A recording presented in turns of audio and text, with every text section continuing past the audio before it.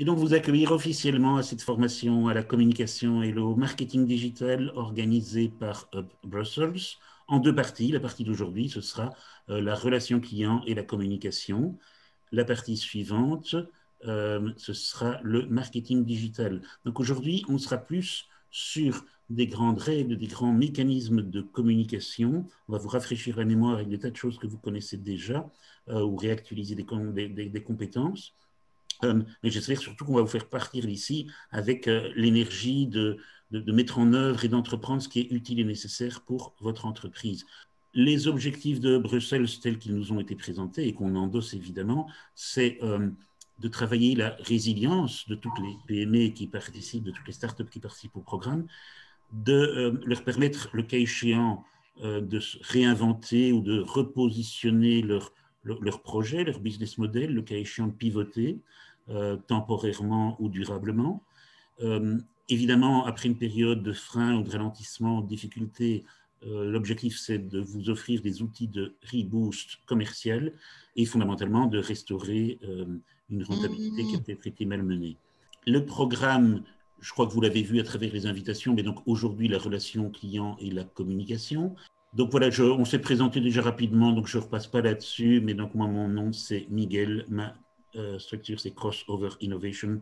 Ça, c'est l'introduction. Les objectifs pour moi, mais comme je le disais, c'est essentiellement de réactualiser des choses que vous savez déjà, que vous avez su en matière de relations clients et de marketing et de communication, parce qu'on en fait tous déjà spontanément. Mais il y a sans doute moyen toujours de confronter ces connaissances actuelles à des évolutions en cours, vous permettre de bien appréhender les besoins et les opportunités de votre entreprise en matière de communication, de relations clientèle et de marketing digital. Et fondamentalement, ce qui nous paraît intéressant, c'est que ce programme relativement court de 4 heures de formation suivi de quelques heures de coaching, mais vous mettez au moins sur les rails et vous mettez le pied à l'étrier pour lancer des initiatives, des actions de positionnement commercial dans un contexte post-Covid. Si on atteint ce résultat pour chacune de vos entreprises, on sera vraiment super content. Je vais chaque fois aborder par chapitre une thématique, la cadrer un tout petit peu du point de vue théorique, mais surtout l'illustrer à travers des exemples de PME bruxelloises, et essayer de les traduire en bonnes questions qu'on peut se poser quand on est entrepreneur sur sa propre communication, son marketing. Essayez aussi de mettre à votre disposition des outils ou des ressources pratiques que vous pourrez utiliser vous-même. Ça, c'est la méthode. Et donc, le sommaire, voilà, c'est un peu un fil conducteur, mais c'est un fil rouge. Proposition de valeur, réfléchir quelques minutes à la définition de la proposition de valeur, parce que finalement, communiquer sans avoir revisité sa proposition de valeur, c'est courir le risque de ne plus être tout à fait en phase par rapport à ce qu'on est vraiment, à ce qu'on veut être, mission, vision, valeur. On va parler de la marque, on va parler de l'identité visuelle, parce que dans un monde de communication digitale, on sait que la vidéo notamment, mais l'image en général, sont vraiment essentielles. La connaissance de vos clients, l'exercice de segmenter vos clients, de cibler vos clients, vos prospects, comment vous pouvez en communication enrichir vos propres messages top-down, des messages que vos clients peuvent vous rendre à travers leur rétroaction, le feedback, des réflexions sur le positionnement et la distribution, qu'on soit dans une activité de commerce ou de service, qu'elle soit principalement offline ou online. Je crois qu'aujourd'hui, on ne peut pas ne pas réfléchir à comment on va à la rencontre de ses clients. Un petit exercice sur le diagnostic marketing et communication qu'on doit pouvoir faire régulièrement, qui sera d'ailleurs aussi une des bases de notre travail de coaching post-formation. Et ça va vous amener à avoir tous les éléments, je dirais, d'analyse et de réflexion pour reconstruire brique par brique votre mix marketing, parce que je mets le marketing volontairement dans ce cadre-ci, parce qu'on est dans un cadre business, je le mets au-dessus des objectifs de communication, parce que je pense que c'est les objectifs de marketing qui vont dicter vos objectifs de communication.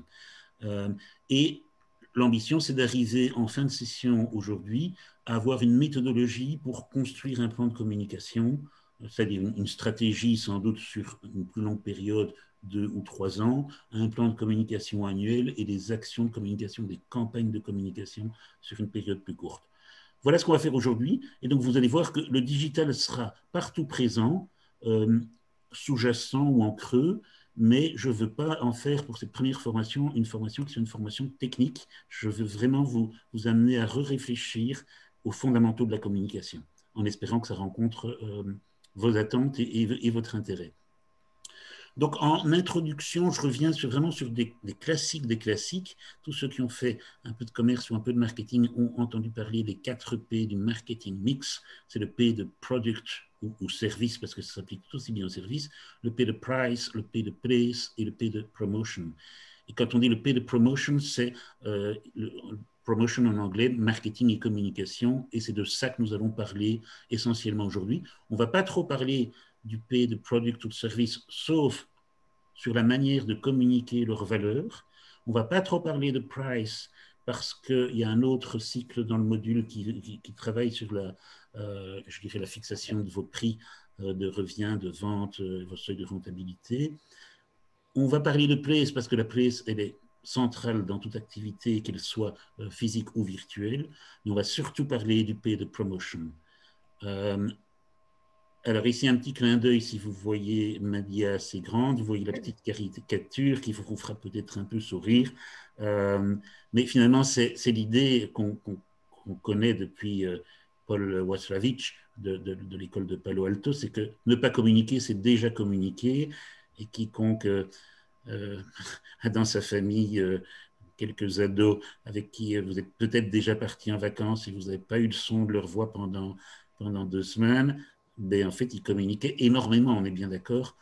C'est vrai pour les personnes, c'est vrai dans les familles, mais c'est vrai aussi pour les entreprises et les entrepreneurs. J'ai un exemple tout simple en tête, un très chouette marchand de vin que je connais très bien, qui est situé près de l'avenue Louise, enfin tout au bout de l'avenue Louise, avenue de Motte, je pense. Au moment du confinement, ils ont fermé comme tout le monde, puisque c'était un resto bar à vin, un marchand de vin. Au moment de la réouverture, je voulais m'arrêter là pour amener un cadeau chez les gens que je vais visiter. Je ne retrouve pas le magasin. Impossible de le retrouver. Je suis garé à la même place qu'habituellement. Je marche 100 mètres plus haut, 100 mètres plus bas. Rien. Ils ont disparu tout à fait de la circulation. Ils avaient retiré toutes les lattes de bois qui étaient devant la façade du magasin. Et je vois rien d'affiché. Mais en retournant, je vois qu'il y a quand même des travaux. Et du coup, intrigué, je vais sur leur site web. Et sur leur site web, ils ont quand même aussi... Non, sur leur site web, rien du tout. Sur leur page Facebook, avec plus ou moins 6000 followers, rien du tout. Et ce n'est que bien plus tard que j'ai découvert un post en disant « On est en travaux, on déménage, on réouvrira sans doute en octobre ».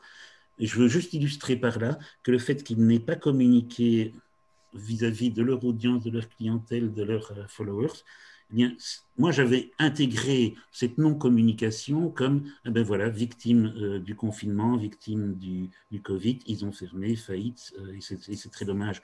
Et donc voilà la perte d'informations à côté desquelles ils sont passés du fait de ne pas avoir communiqué. Juste un exemple, mais je suis convaincu que vous en êtes tous persuadés.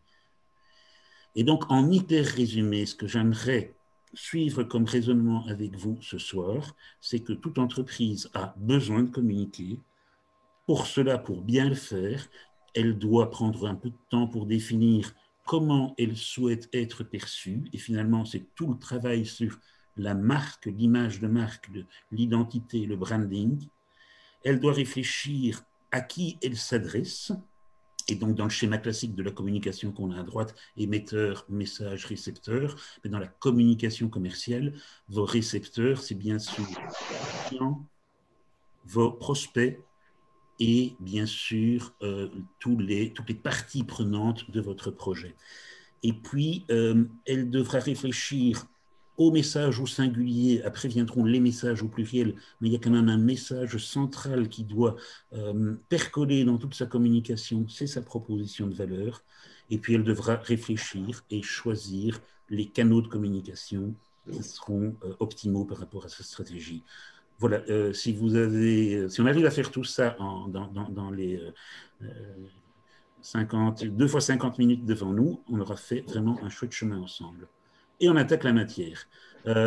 J'ai découpé le cours, la formation en une dizaine de chapitres courts, et on termine chaque fois par un petit exercice qui renvoie à votre réalité, à votre entreprise, à votre projet. Proposition de valeur, vous êtes tous déjà croisé la notion. Back to basics, qu'est-ce qu'une entreprise? Bien, c'est une organisation business qui vend un produit ou un service en échange d'un revenu ou de profit. On ne peut pas l'exprimer plus simplement. Les compagnies, les entreprises sont organisées autour de business models.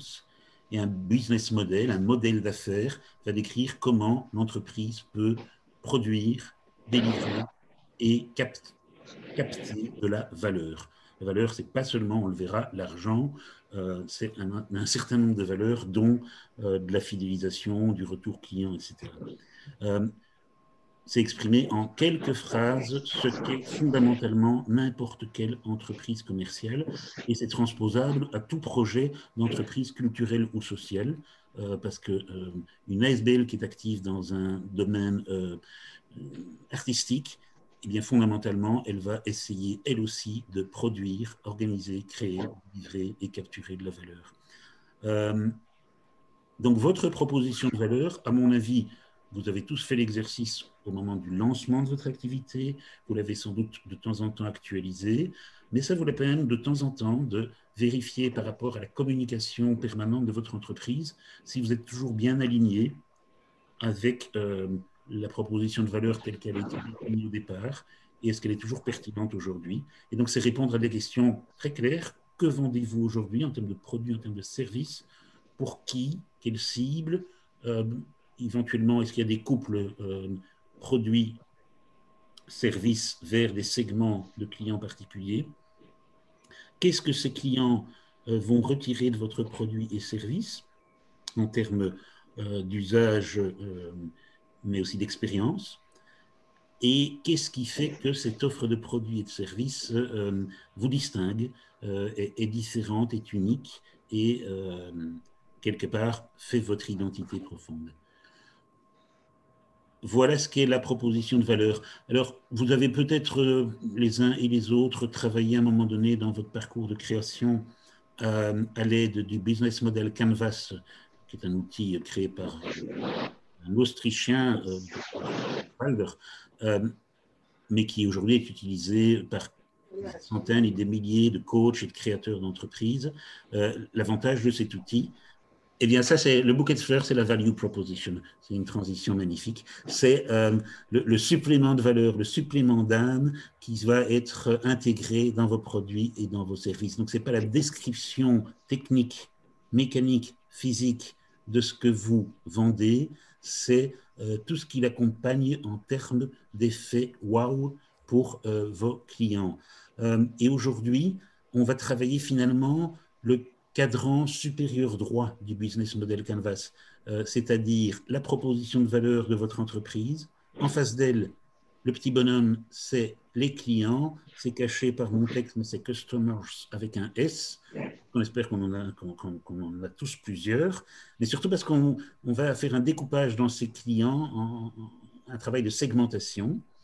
Entre votre proposition de valeur et les clients, il y a deux flèches. La flèche du bas, c'est les canaux de distribution. C'est la distribution tant physique que commerciale, matérielle ou immatérielle, digitale aussi d'ailleurs. Hein, votre site web, c'est un site de vente. Il a en partie une vocation de canal de distribution, mais il a aussi sans doute en partie aussi une vocation de canal d'entretien de la relation avec vos clients. Et ça va être l'essentiel de ce qu'on va travailler aujourd'hui, c'est comment établir entre votre entreprise qui présente une proposition de valeur et vos clients une relation qui ne soit pas purement fonctionnelle, mais qui soit basée sur aussi des liens forts, des liens aussi émotionnels. Comment est-ce que vos clients vont aimer votre marque à travers, entre autres, la manière dont votre marque produit de la qualité, mais aussi à travers la manière dont elle communique cette qualité. Et donc, définir sa proposition de valeur, c'est répondre à toutes les questions que vous avez ici listées sur la droite. Et c'est se poser la question, se dire comment vos clients expérimentent-ils leurs besoins et la satisfaction de leurs besoins à travers votre entreprise, en essayant de réfléchir avec les mots et en mettant les lunettes du client. Une proposition de valeur, ce n'est pas seulement un truc qu'on définit une fois au début de son parcours dans son business model Canvas. Non, ça vit et c'est finalement un des axes entre autres de votre communication. Et on a de coutume de dire qu'une proposition de valeur, cela se raconte. Chaque entreprise doit créer et adopter aussi son propre storytelling. Il faut que cette histoire que vous racontez sur la raison d'être de l'entreprise et ses ambitions, son rêve soient centrés sur le consommateur. Donc, il faut que vos clients puissent trouver dans votre storytelling quelque chose auquel se raccrocher pour accomplir sa propre histoire. Le storytelling sera fortement émotionnel, parce qu'on le sait tous, la grande majorité des décisions que prennent les hommes et les femmes eh bien, est basée sur les émotions, beaucoup plus que sur les raisons. Ça va vous amener à ne plus raisonner en pur vendeur, en unique selling proposition, mais bien en UVP, unique value proposition, et vous verrez que c'est beaucoup plus large. Avec aujourd'hui, qu'on est scruté, qu'on est observé, qu'on est l'objet de commentaires aussi, une exigence très très forte d'authenticité. Une marque, une entreprise ne peut plus se permettre d'être autre chose que ce qu'elle dit être, ou alors elle sera pénalisée. Il faut qu'il y ait vraiment une grande concordance entre ce que vous dites de vous et ce que vous faites et ce que vous êtes.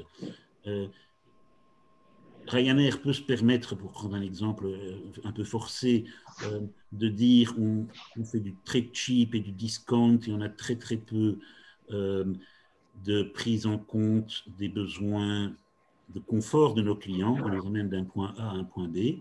OK, ce n'est pas spécialement ce dont on peut rêver pour toutes les entreprises, mais au moins ils sont cohérents dans leur discours par rapport à ce qu'ils offrent, par rapport à leur value proposition. Donc, cette exigence de cohérence et d'authenticité, il faudra bien sûr la vérifier. Alors, il y a ce très chouette bouquin qui s'appelle Start with Why de Simon Sinek. C'est un Américain qui a écrit ça, à mon avis, 2015-2016, qui finalement a observé que tous les grands leaders commencent leur storytelling par le why, par le purpose, par le pourquoi. Pourquoi est-ce qu'une entreprise met de l'énergie, réunit des ressources humaines, matérielles, immatérielles, intellectuelles, techniques, pour apporter quelque chose? Eh bien, commencer l'histoire sur le why, en quoi on croit, pourquoi on se bat, c'est vraiment partir du centre de ce golden circle. Et c'est après avoir bien réfléchi et raconté son why qu'on arrive à construire son how, le comment on le fait, et le what, ce qu'on fait. La plupart des gens, quand on leur demande, tiens, ton entreprise, c'est quoi? La plupart des gens, spontanément, vont commencer à l'expliquer à travers le what. Et en fait, le what fera beaucoup moins appel aux émotions. Et donc, vous risquez d'être moins convaincant par rapport à vos interlocuteurs, à vos prospects, à vos clients. Donc, commencer à raconter son histoire par le why, c'est vraiment fondamental. C'est ce que Apple fait très bien, et dans toutes d'autres, ils rappellent que tout ce qu'ils font, ils le font parce qu'ils se sont engagés à apporter un maximum d'innovation dans tout ce qu'ils développent. Et donc, ils ont un why duquel découle après tout le reste presque naturellement. Ce serait important de vérifier que vous avez bien écrit ou bien en tête ce why qui va être très central dans votre pitch et dans votre storytelling. Alors ici, j'ai repris un schéma qui est une espèce de pyramide qui va vous faire penser à la pyramide des besoins élémentaires de Maslow. On sait qu'on a d'abord besoin de sécurité et de manger avant de pouvoir accéder à des niveaux supérieurs de besoins.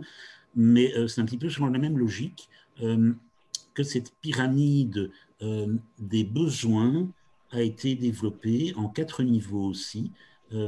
Et donc, dans votre proposition de valeur et dans la manière de la raconter, il sera toujours intéressant de voir en quoi votre offre de produits et de services rencontre d'abord des besoins fonctionnels.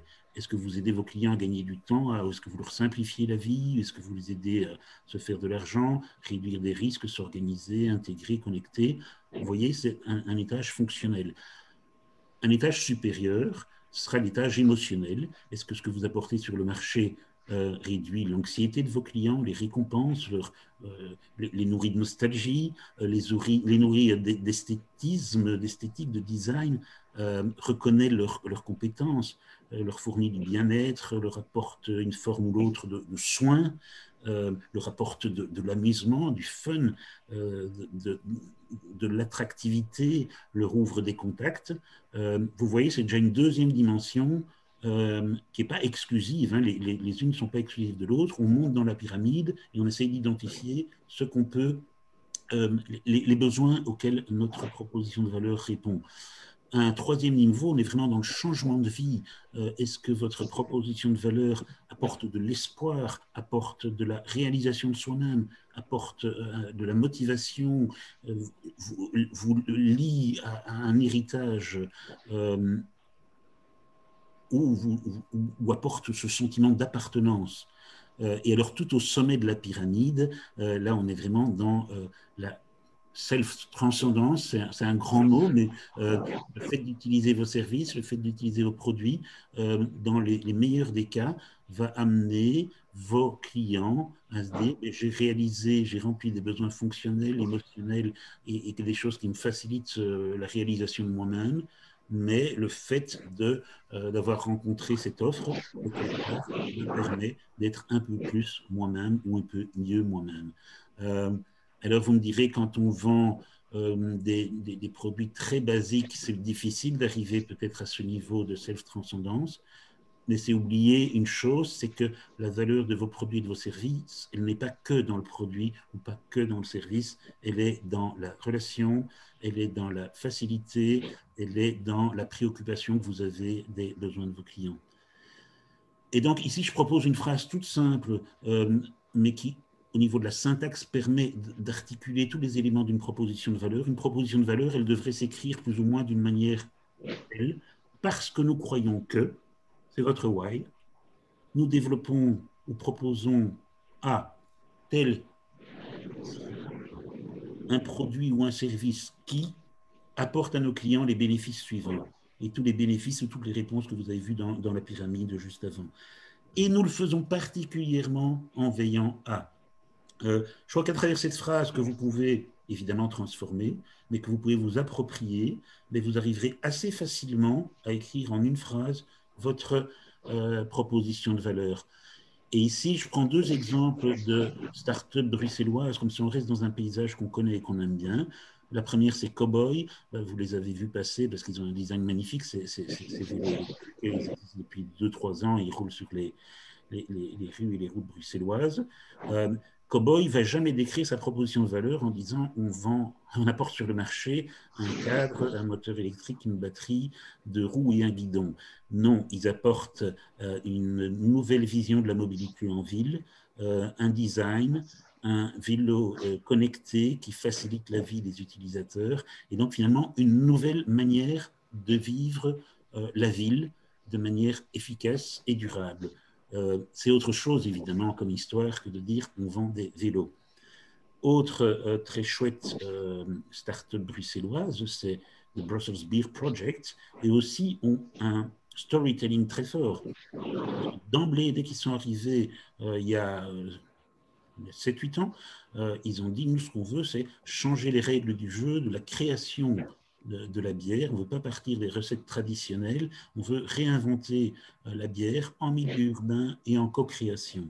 Et ils ne font que ça depuis, mais ça ne les empêche pas aujourd'hui d'avoir co-créé un grand nombre de bières qui ont été validées par leurs clients et qui sont en vente dans différents secteurs. Et ils sont partis de leur petite boutique rue d'Ansart, enfin petite, pas si petite que ça, parce qu'ils avaient un certain nombre de cuves et d'outils de brassage, mais aujourd'hui, ils sont en train d'investir un grand espace à Anderlecht où ils vont vraiment pouvoir produire, embouteiller en quantité, une quantité telle que le marché la demande. Très belle histoire aussi.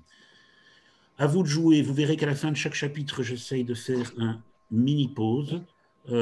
Si on avait été un peu moins nombreux, on l'aurait fait verbalement, on aurait échangé. Mais ici, je pense qu'on va perdre trop de temps. Ce que je vous propose, c'est d'intérioriser ça ou de l'écrire sur un bloc-notes. Et ça servira dans les coachings individuels. Mais réfléchissez juste, est-ce qu'aujourd'hui, vous vous sentez à 100% à l'aise avec votre proposition de valeur, c'est-à-dire, est-ce que vous avez bien défini le problème que vous essayez de résoudre, la pain, est-ce que vous avez bien défini les bénéfices que vous essayez d'apporter, les gains, est-ce que votre solution est différente, unique au moins aux yeux de vos clients, et comment est-ce que ces clients peuvent vivre le résultat concret et mesurable des solutions que vous leur apportez. Vous recevrez les DIA, donc si vous avez envie de reprendre un peu ce fil conducteur et de creuser les exercices qui sont proposés, vous aurez le loisir de le faire après la formation. Donc, je poursuis vers un deuxième bloc de matière que j'aimerais ouvrir, c'est tout ce qui concerne la marque, les attributs de la marque et l'identité visuelle. Petit quiz et un petit warm-up, est-ce que vous reconnaissez ces logos ? Répondez sur le chat de la vidéoconférence et gagnez notre plus grande estime. J'imagine que la plupart d'entre vous ont reconnu le logo supérieur dans le rond noir qui est le logo de Brussels Beer Project et le logo carré en dessous qui est le logo de Cowboy. Voilà, parce qu'on va rester avec ces deux entreprises et on va chaque fois aborder un petit peu la manière dont eux ont construit leur communication et puis leur communication digitale. Et voilà, comme ça on fait un bout de chemin avec eux, on les connaît de mieux en mieux. Mais vous voyez déjà que deux logos qui expriment une identité et sans doute que vous liez à cette identité un certain nombre de qualités. Intuitivement. Et vous verrez que, on va voir un peu après comment il se présente, tout ça est évidemment travaillé et la manière dont il se présente en termes d'identité visuelle est fort en concordance avec leur identité profonde, leur proposition de valeur. La marque et l'identité visuelle, donc la marque c'est un concept très très très large qui sert à expliquer comment les gens perçoivent votre entreprise. Le branding, par contre, c'est très différent. Le branding, c'est vraiment une attitude active, volontaire. C'est toutes les actions que vous allez entreprendre pour créer une image spécifique de votre entreprise. Et ça va devenir une image à fort contenu émotionnel. Et de nouveau, je prends mon exemple. Apple développe des gros efforts de branding pour être toujours connu et reçu comme étant à la tête de l'innovation dans son domaine. L'identité de la marque, elle va se créer à travers plusieurs choses. Tout le design, bon, il y a bien sûr votre nom en tant que tel qui fait partie de l'identité. Je fais une petite parenthèse à ce niveau-là parce que je sais qu'on a un public de start-upers aussi. On peut exercer comme entrepreneur indépendant, personne physique, sur son nom. Mais même si on est indépendant en personne physique, on peut parfaitement se donner une marque commerciale. C'est un choix. Pierre Marcolini a décidé de se brander sous son propre nom parce que c'est une démarche qui s'apparente plus à celle de la haute couture, j'ai envie de dire, avec des non-signatures. Mais d'autres marques, voilà, dans le même domaine, Pierre Marcolini, ce n'est pas le même positionnement que Côte d'Or, et donc c'est normal d'avoir pris, en termes de marque, un choix différent à la base. Mais après, il a fallu travailler cette marque, dans les deux cas d'ailleurs, en termes de nom, de logo, de couleur, de tous les éléments graphiques, tous les éléments photos, voire pour certaines marques les éléments de son, pour leur jingle et compagnie. Mais tout ça va former un univers de communication de la marque. Et c'est comme ça que les clients vont capter qui vous êtes, le retenir et l'apprécier. Pourquoi est-ce qu'on a besoin d'une marque ? Eh bien, en communication, et vous voyez qu'en haut à gauche, en tout petit, il y a le schéma classique de la communication, émetteur, codage d'un message, canal par lequel le message transite, décodage du message par le récepteur. Et puis après, on verra le feedback et les bruits un peu après. Mais dans le schéma classique de la communication, la marque, c'est l'émetteur des messages. Et chaque fois que vous serez en outbound marketing, donc un marketing qui part de l'intérieur de vous et qui s'adresse au marché, eh bien, c'est la marque qui sera au cœur de la communication en tant qu'émetteur des messages. Dans l'autre sens, quand vous serez en inbound marketing, eh bien, votre marque va devenir un des pôles, voire le principal pôle d'attraction de l'attention de vos clients. Donc, qu'on soit dans une démarche push ou dans une démarche pull, dans les deux cas, on a besoin de se créer une marque, sauf si on est vraiment dans un métier tellement particulier, si vous êtes l'expert mondial de votre domaine qui est simplement connu pour son expertise et ses compétences. Peut-être que vous n'aurez pas besoin de vous créer une identité, mais qu'on viendra vous chercher sur base de vraiment ce profil tout à fait unique. Mais si vous êtes sur un marché compétitif avec la nécessité de se faire connaître et de se distinguer, alors oui, vous avez besoin d'une marque qui, de nouveau, peut être votre nom. Et donc, le branding de votre marque va se rapprocher alors un peu d'un branding personnel. Ça, on ne va pas en parler aujourd'hui, on va parler de la marque, mais elle peut être soit une abstraction, un nom, un concept, soit votre nom. Dans tous les cas, les consommateurs, le public cible, va rattacher au fil de votre histoire des caractéristiques à votre marque. Et c'est l'exemple classique de dire, quand on dit Volvo aux gens, eh bien, l'attribut que les gens attachent à la marque Volvo, c'est la sécurité. Et c'est vrai depuis 40 ans, parce qu'ils ont créé à un moment donné cette histoire, ils l'ont racontée, ils ont continué à le faire dans la réalité, mais aujourd'hui, je ne suis pas certain que Volvo se distingue des autres marques sur le marché de l'automobile pour ses performances en matière de sécurité, mais ils ont continué à entretenir cette histoire. Et vous voyez, dans leur dernier clip, ils ressortent un truc un peu nostalgique en disant, dans les années 40, on était les premiers équipés de voitures de ceinture de sécurité ou de matériaux déformants, etc. Et puis, ils en arrivent aujourd'hui à leurs voitures qui sont bourrées de gadgets et d'électronique pour garantir de l'assistance à la conduite. Mais vous voyez, un attribut de la marque, c'est quelque chose qu'on va relier à votre marque, que vous allez cultiver, idéalement volontairement. Si c'est involontaire, c'est plus difficile à piloter. Et que vous allez sans doute entretenir sans cesse, voire faire évoluer si votre stratégie évolue. Voilà la manière dont je veux juste vous montrer Cowboy, visuellement, comment ils présentent et expriment leur marque avec des images très pures, très esthétiques, qui correspondent au design de leur vélo, un slogan extrêmement court, Take the Streets, et puis la manière dont ils ont même créé leur logo. Vous voyez, on est dans quelque chose de très pur. Et j'imagine que quelqu'un qui ne connaît pas cette marque, qui la découvre, va quand même intuitivement y associer des idées d'esthétique, de design, de modernité, de simplicité dans l'expression des choses et dans la création.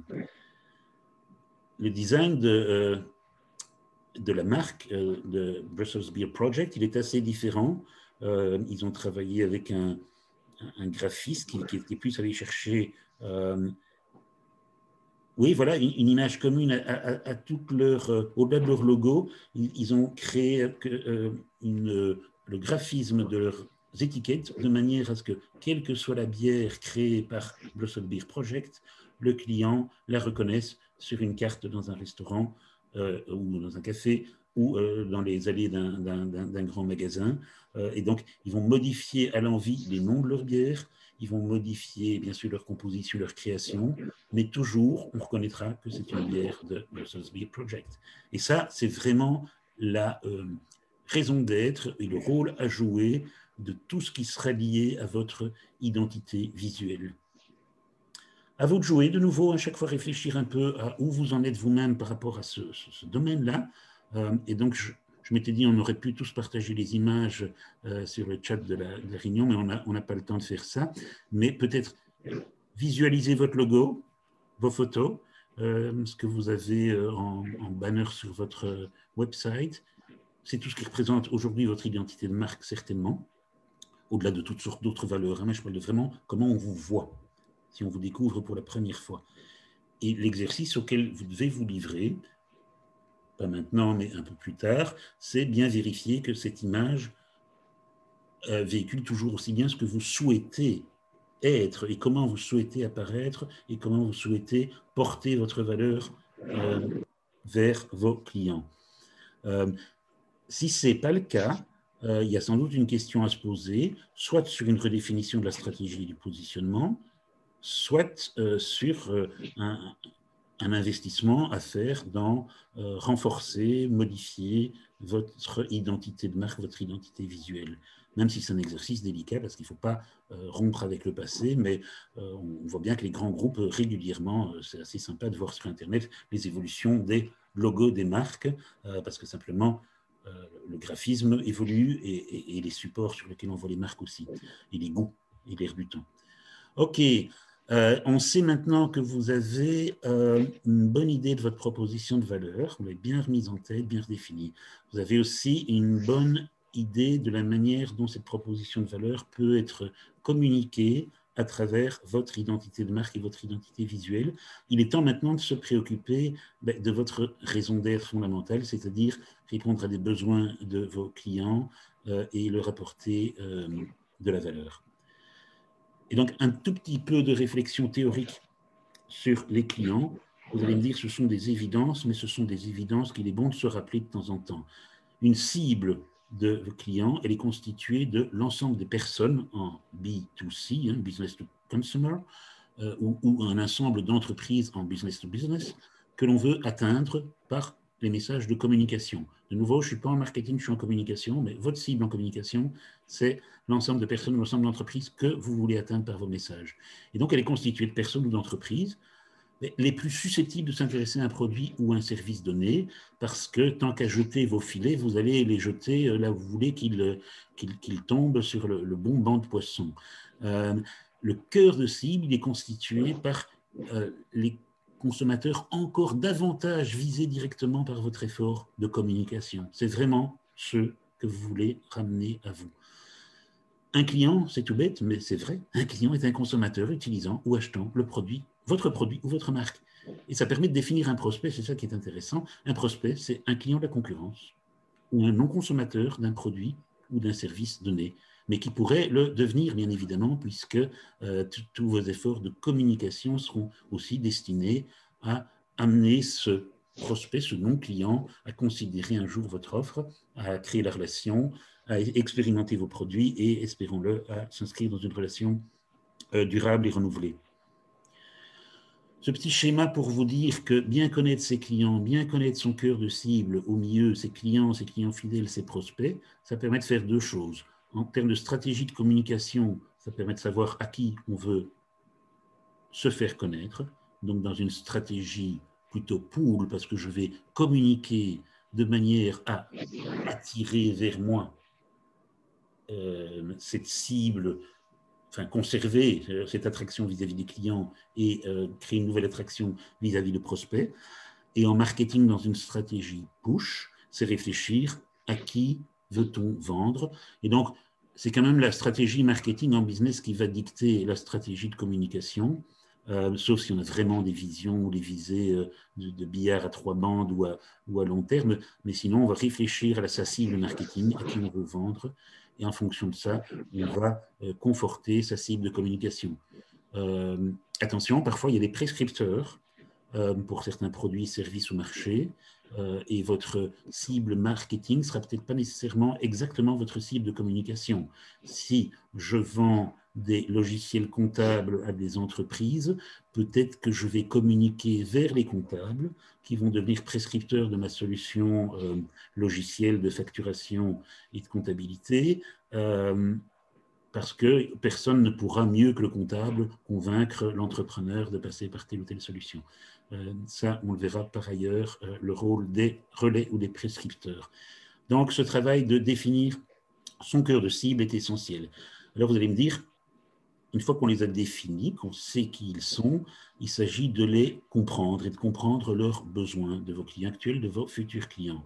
Comment on fait ça? Bien, par des étapes, somme toute, assez logiques de communication et de dialogue. Comprendre leur motivation, pourquoi s'intéresse-t-il ou s'intéresserait-il à vos produits, à vos services? Que cherchent-ils à travers ça? Qu'est-ce qu'ils veulent résoudre? Quels sont leurs problèmes, leurs pains à résoudre? Une bonne manière de le savoir, c'est finalement de lui demander, de discuter, de l'écouter. Ça a l'air évident, mais souvent pris dans le feu d'action, on le fait trop peu. Et donc, préparer une série de questions que vous pouvez poser aux clients que vous rencontrez pour la première fois, aux futurs clients, ou que vous pouvez régulièrement vérifier avec vos clients actuels. C'est, je pense, une bonne manière de rester en prise avec l'évolution de leurs besoins aussi. Scrutez les réseaux sociaux. Donc, il y a des outils, je cite Mention ou Social Mention, où vous pouvez suivre ce qui se dit sur l'ensemble des forums, sur l'ensemble des commentaires, sur l'ensemble des publications. Ils vont aller chercher ce qu'on dit sur le vélo électrique Cowboy, ou les vélos électriques urbains, ou les vélos électriques de la concurrence. Et à travers ça, il est certain que les marketeurs de Cowboy suivent de très près comment évolue la demande, comment évolue le marché, qu'est-ce qui est important. C'est peut-être comme ça qu'ils ont capté qu'à côté du besoin d'un vélo connecté, designé, intelligent, avec suffisamment de puissance, suffisamment de batterie, eh bien, leurs clients étaient aussi en recherche d'une solution d'assurance, parce que le vol des vélos au milieu urbain est une vraie peine. Et donc, ils ont constitué, ils ont packagé dans leur offre des solutions d'assurance construites directement, je crois, avec AXA ou je ne sais pas qui, ou avec les AG, je ne sais plus. Mais c'est vous dire que grâce à l'écoute de leurs clients, ils ont pu progresser dans leur proposition de valeur. Se mettre à la place du client, presque jouer le client mystère, hein, et vivre comment il vit toute sa trajectoire, tout son cheminement en ligne sur votre site web ou dans vos lieux de rencontre ou lieux de vente. Et c'est vraiment réfléchir en termes de user experience, hein, comme on le dit très fort dans le digital, mais finalement, c'est d'abord une notion très, très physique de dire comment est-ce que c'est confortable et satisfaisant et sécurisant de rentrer en relation avec votre entreprise. Faites tester vos offres, surtout si vous avez des choses nouvelles. On n'est pas obligé toujours de faire des études de marché gigantesques, mais des panels de tests avant de valider une proposition de valeur minimale à mettre sur le marché. C'est souvent très, très précieux, surtout pour les gens parmi nous qui sont dans le food et l'alimentation, parce qu'on sait que là, c'est les 5 sens qui travaillent. Servez-vous d'études et de métriques. Il y a beaucoup de choses que vous ne devez pas nécessairement engager vous-même en termes de frais et de coûts, parce qu'il y a beaucoup d'études qu'on va retrouver sectorielles sur le web, parfois payantes, mais souvent gratuites aussi, surtout si on est un peu si on a un peu de flair et qu'on se débrouille pour les trouver. Voilà des manières de connaître son client. Et connaître son client, pourquoi? Pour aussi savoir la valeur qu'il attache à votre produit et finalement le prix qu'il est prêt à payer pour votre produit, pour votre service. Et en fait, les deux sont liés. Le prix qu'il est prêt à payer pour votre produit ou votre service, il est fort lié à la perception de la valeur qu'il va donner. Il va lui donner. Et cette valeur, c'est un ensemble de choses, c'est beaucoup plus complexe, c'est beaucoup plus qu'une analyse produit-prix. Il y a des racines qui sont votre branding, on en a parlé, votre légitimité, votre autorité pour être présent sur ce marché, toutes ces valeurs morales d'engagement éco-responsable qui font qu'ils seront à l'aise et alignés avec la marque. Il y a bien sûr leur pouvoir d'achat, il y a vos capacités de promotion.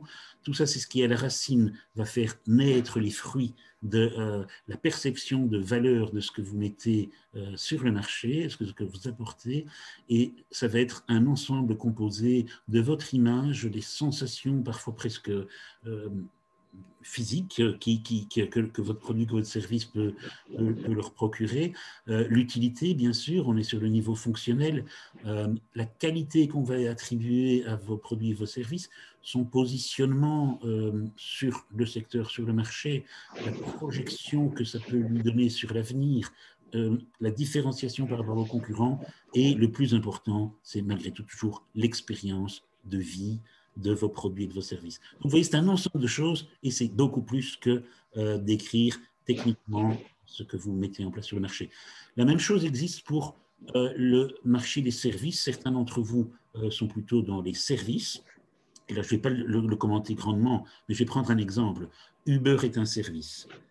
Si Uber, d'abord, répond aux deux premières questions, fournit des résultats qui augmentent mes bénéfices et qui lèvent des contraintes, qui diminuent les pertes, j'ai déjà vérifié l'utilité d'Uber. Si en plus, j'ai une disponibilité suffisante, parce que s'il n'y a que 3 Uber pour toute l'agglomération bruxelloise, ça ne va pas répondre à mes besoins. S'il y a une capacité suffisante et une performance suffisante, s'il y a une sécurité de l'information suffisante, une continuité de service suffisante, je vais valider la garantie. Quand j'ai l'utilité du service et la garantie du service, je traduis ça dans mon fort intérieur en résultat business et je leur donne une valeur objective. Mais je vais toujours encore croiser ça avec un deuxième niveau qui sont mes préférences personnelles et qui sont finalement mes croyances, mes valeurs, l'idée que je me fais d'un certain nombre de choses. Et si j'ai des idées préconçues positives par rapport à Uber et son service, ou des croyances négatives par rapport à la concurrence, si j'ai entendu et je crois que tous les chauffeurs d'Uber sont polis et agréables et que tous les chauffeurs de taxi sont impolis et désagréables, mais cette croyance personnelle, ce parti pris, ce prisme va renforcer, croiser avec la valeur objective, la vérification d'une perception de valeur. Et c'est là que je vais faire la balance entre cette valeur subjective et le prix pour accepter et valider le prix de ce que je mets. Et donc, faites l'exercice, si vous êtes dans les services, de faire ce petit schéma. Il est vraiment très, très, très instructif. À vous de jouer. Il est 19h05, donc je le fais en plus court, hein, mais je vous décris l'exercice que je vous propose. Mais ce serait vraiment de prendre une feuille blanche, de décrire vos clients actuels.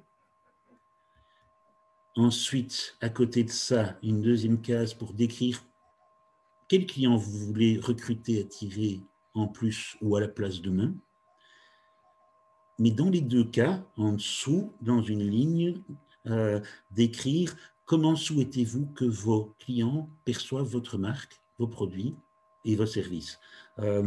Et ça, c'est vraiment un super exercice parce que quand on le fait comme ça, en prenant beaucoup de distance et de recul, on en arrive à affirmer des choses fortes et puis on se retourne vers sa réalité et on voit des éventuels gaps. Parce qu'il y a toujours un gap, hein, on est limité en moyens, en temps, mais au moins on identifie les gaps les plus criants qu'on a envie de corriger entre la perception et l'image qu'on donne. Alors, on en a déjà parlé un petit peu, les clients, on ne va pas se contenter de les décrire, de les connaître, on va essayer de rendre cette connaissance utile et opérationnelle sur le plan communication et marketing. Et ça, c'est tout le travail de segmentation qui va permettre un meilleur ciblage. La case, en fait, quand on aborde ça, c'est la case de droite du Business Model Canvas, la case segment de clientèle, le petit bonhomme. C'est ça qu'on va un petit peu travailler dans cette partie-ci. Donc, le concept de segmentation, il est tout à fait intuitif. Un marché composé de milliers d'individus, d'entreprises, tous différents. La segmentation, c'est une méthode de découpage du marché en regroupant des sous-ensembles appelés segments, groupes de consommateurs qui sont distincts les uns des autres, mais homogènes à l'intérieur du segment. Et cette méthode permet aux entreprises de sélectionner des marchés cibles qui sont, mais qui seront plus performants pour développer votre politique de marketing et de communication. Je vous ai parlé déjà de cette start-up qui fait des compléments alimentaires à Berlin. Non, je ne crois pas que je l'ai dit. Non. Mais je prends juste l'exemple alors. On a fait il y a 2 ans un Innovation Trip de 2 jours à Berlin avec la Chambre de commerce notamment et Alain Heureux. Et on a visité, en fait, l'idée était d'aller à la rencontre de la scène berlinoise de l'innovation. Donc, on a visité différents lieux qui accueillent, qui incubent des startups, on les a vus pitcher. Et j'ai un souvenir très précis d'une doctorante en pharmacie associée à une doctorante en biologie qui développait une startup dans le domaine de compléments alimentaires. Et quand elles expliquent et quand elles pitchent leur projet, elles nous disent on a 3 segments de prospects, de clients. Il y a d'une part les sportifs de haut niveau qui ont des besoins de renfort alimentaire liés aux compétitions, aux efforts, à l'entraînement. Mais notre produit est tout à fait validé aussi pour les personnes vieillissantes qui commencent à avoir des carences et pour combattre des faiblesses musculaires ou même osseuses. Et puis, il y a un troisième segment, c'est les femmes enceintes autour de la grossesse.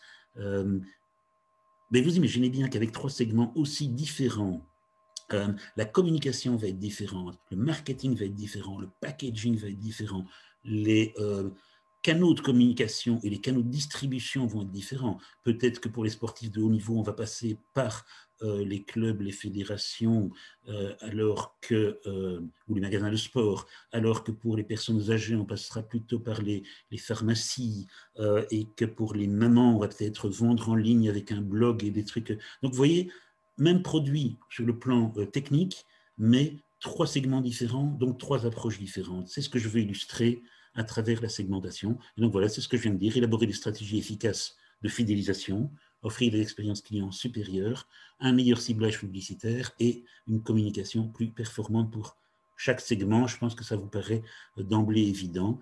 Et donc voilà, un petit schéma vaut mieux qu'un long discours.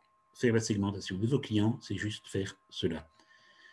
On le fait comment? À travers différents critères, des critères socio-économiques, profession, niveau de revenu, etc., des critères démographiques, âge, génération, genre, éducation, état civil, appartenance ethnique, etc.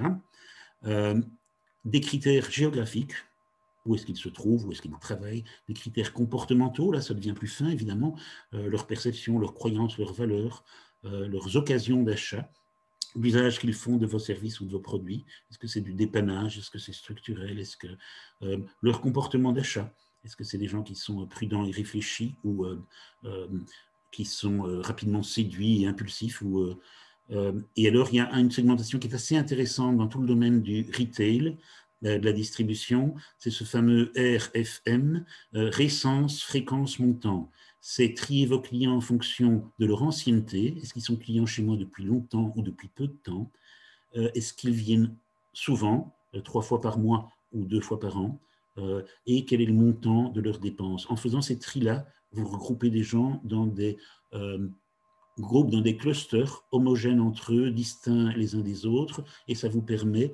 Bon, souvent, on va croiser plusieurs de ces critères pour faire votre segmentation. Ce qui est important, c'est qu'elle soit pertinente, il faut qu'elle ait du sens, qu'elle soit mesurable, accessible et rentable. Pertinence, ça veut dire que vous devez choisir des critères de segmentation qui sont liés à des comportements du consommateur. Donc, on ne va pas faire un segment des cheveux blonds ou des cheveux roux ou des cheveux marrons, sauf si on est dans le domaine des teintures pour cheveux et de la coiffure, mais sinon, ce n'est pas des critères qui sont pertinents, qui ont du sens. Par contre, faire une segmentation, si on est dans le domaine de la vente alimentaire entre vegan, flexitarien et omnivore, eh bien voilà, c'est des comportements qui auront parfaitement du sens dans la manière dont vous adresserez à eux, vous communiquerez, vous marketerez.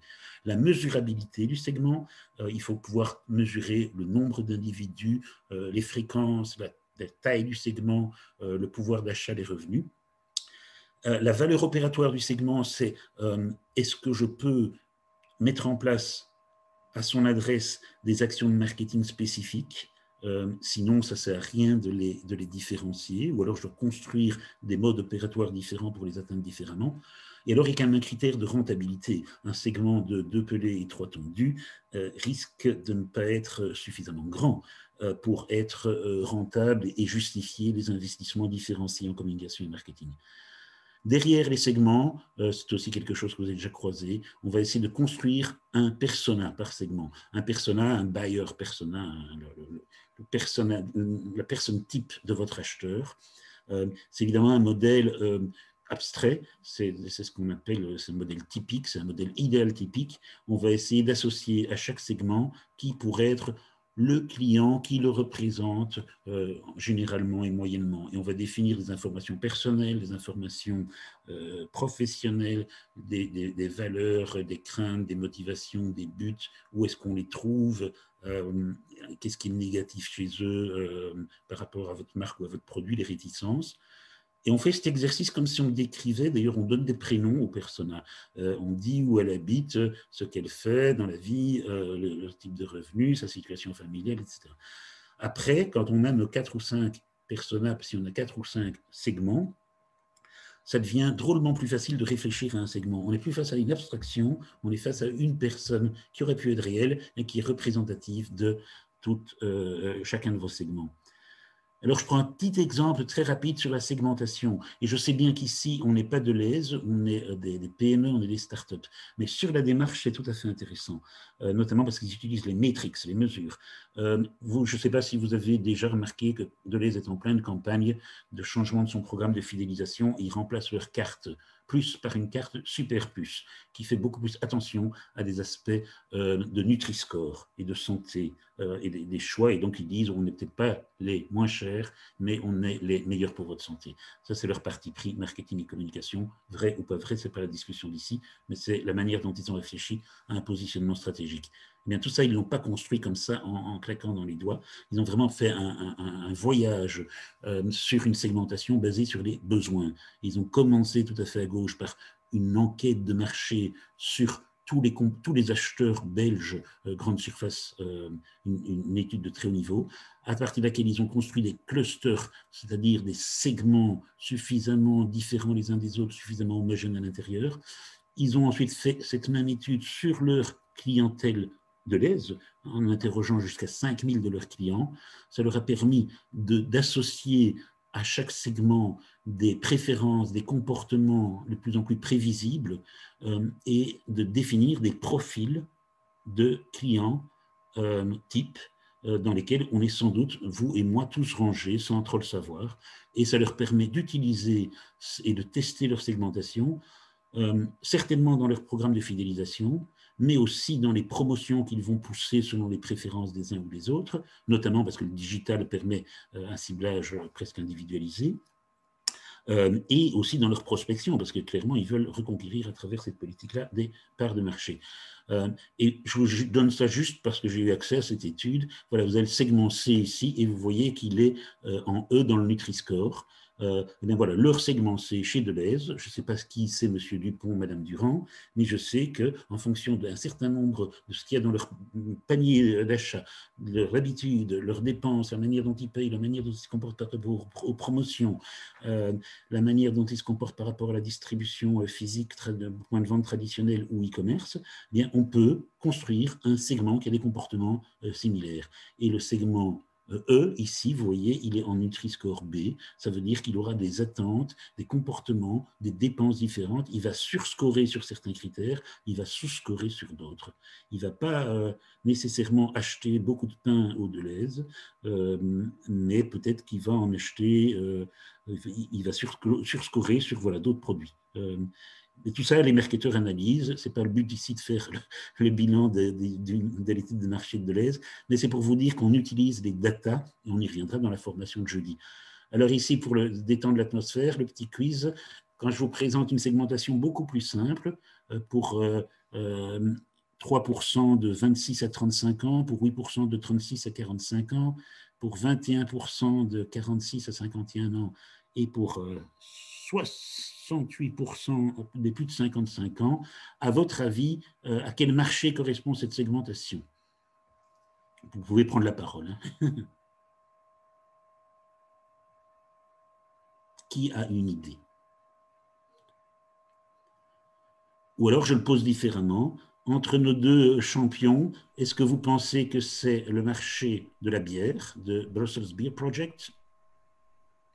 Ça m'étonnerait parce qu'il y a une sous-représentation des jeunes ici, même si on sait qu'on boit de la bière à tout âge, surtout quand elle est bonne.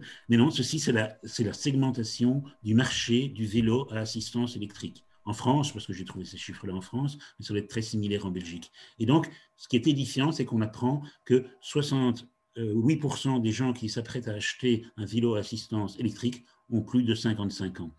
Et on arrive à près de 90% si on y ajoute les 46 à 55 ans. Alors, il est évident que, et de nouveau, c'est un bon exemple, Cowboy, sur ce marché, fait le choix d'occuper un positionnement et une niche particulière, et donc, ils ne vont pas spécialement être dans ce segment-là, ils vont peut-être être plus dans celui-ci, mais je pense qu'ils le font, c'est parce qu'ils ont une grande confiance dans la capacité de croissance de ce marché-là.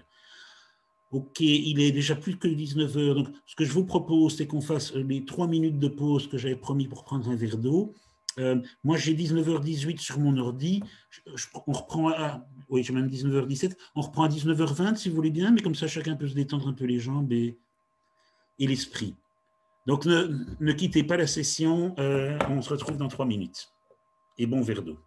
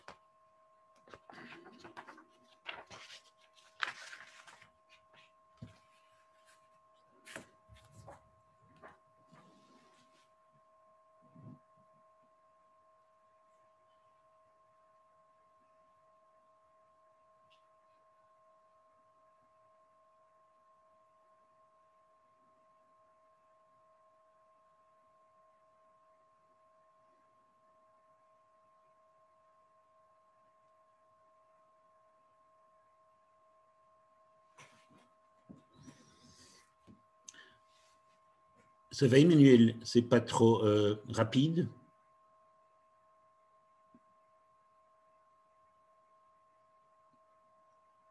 Rebranche ton micro.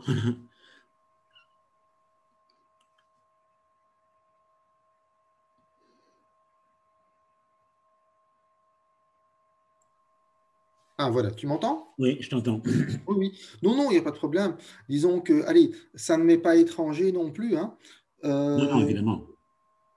après, il faut réussir à traduire ça dans le concret, Oui, euh, oui. ce qui est beaucoup moins évident. Oui, Euh, J'aime beaucoup la théorie, mais l'application de la théorie est parfois... c'est sûr. comment- Heureusement, il y a des outils et des méthodes. Est-ce que ceux qui sont revenus peuvent faire un petit pouce en l'air pour me dire qu'ils sont là?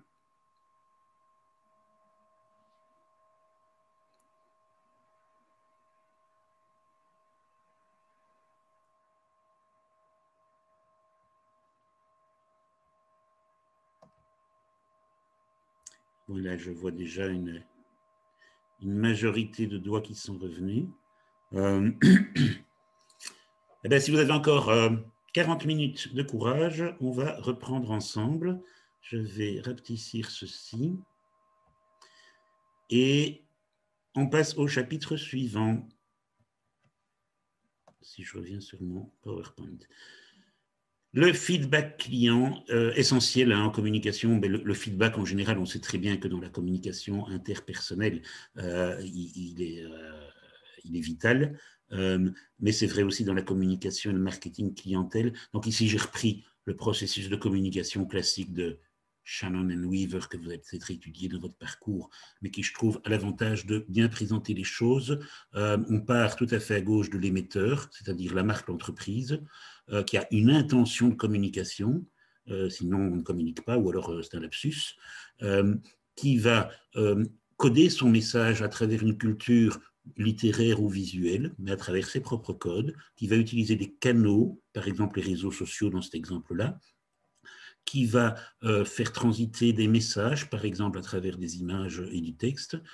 Le récepteur de son côté va les décoder avec lui-même ses propres prismes culturels et il va recevoir le message. Jusque-là, c'est un processus linéaire qui est intéressant, mais qui serait beaucoup moins riche s'il n'y avait pas la possibilité de la boucle de rétroaction et donc le feedback que les récepteurs de la communication vont pouvoir donner à l'émetteur. Ça marche même dans les deux sens. Et donc, ce qu'on va travailler un petit peu, c'est ce feedback.